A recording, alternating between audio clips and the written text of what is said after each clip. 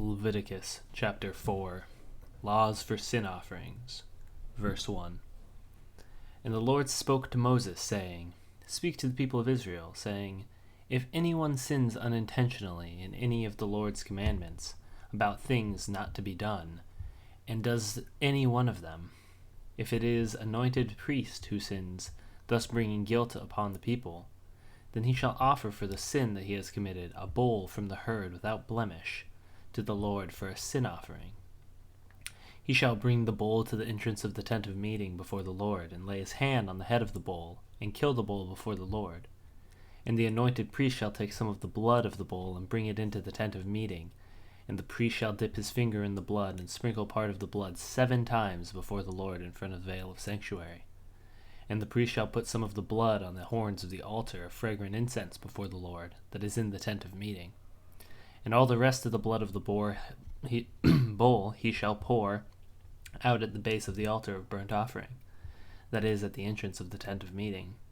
And all the fat of the bull of the sin offering he shall remove from it, the fat that covers the entrails, and all the fat that is on the entrails, and the 2 kidneys with the fat that is on them at the loins, and the long lobe of the liver that he shall remove with the kidneys, just as these are taken from the ox of sacrifice for the peace offering.